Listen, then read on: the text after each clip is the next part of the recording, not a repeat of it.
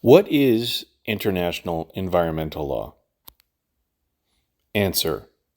International environmental law is the set of agreements and principles that reflect the world's collective effort to manage our transition to the Anthropocene by resolving our most serious environmental problems, including climate change, ozone depletion, and mass extinction of wildlife.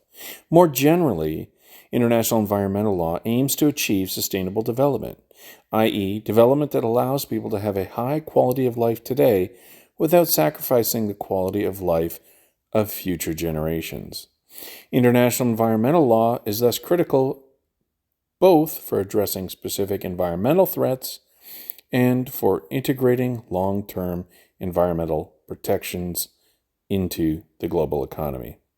This is taken from David Hunter, International Environmental Law, number 19, Insights on Law and Society, January 5th, 2021.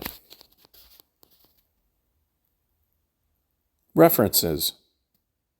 You can look at the George Washington University Law Library, formerly known as the Jacob Burns Law Library, and look at the Research Guide for International Environmental Law.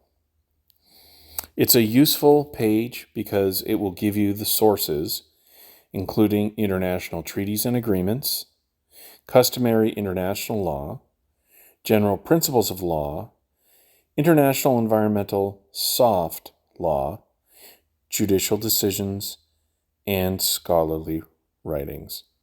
You can also check out the titles that they've recently acquired, and you can tell that they're very serious about building up their publication list and inventory of books on the source. In terms of related research guides, you can also go down to UN documentation, the environment, put together by the UN Library. If we look to the University of Melbourne and their research guide, they ask the same question. What is international environmental law?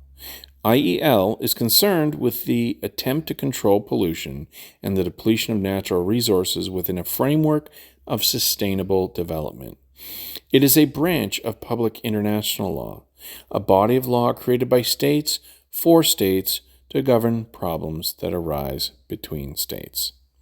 IEL covers topics such as population, biodiversity, climate change, ozone depletion, toxic and hazardous substances, air, land, and sea, and transboundary water pollution, conservation of marine resources, desertification, and nuclear damage. Here they are citing to Lakshman D. Guruswamy, International Environmental Law in a Nutshell, Westlaw, 5th edition, 2017.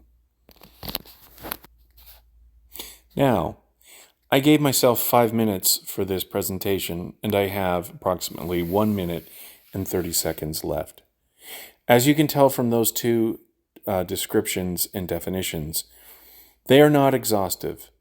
I am, however, swayed more by the University of Melbourne Law Library definition from the Westlaw Nutshell, because it speaks to IEL within a specific context, that is, in relation to public international law, customary international law, etc., for the simple reason that states have to govern affairs between themselves, and that oftentimes, in the case of the environment, you have transboundary issues, most readily apparent with the issue of air quality, but also now considering, too, wind air and seeing air as a source of directional energy.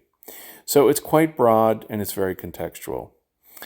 And in my own view, it's an open-ended definition because it speaks more specifically to those tools that will be responding to specific problems. So in my case, I have to deal with binational issues in North America, and so I will focus on a range of environmental domestic laws that reach out beyond the border, and also binational agreements. And amazingly, I did that in less than 5 minutes. Thank you for listening.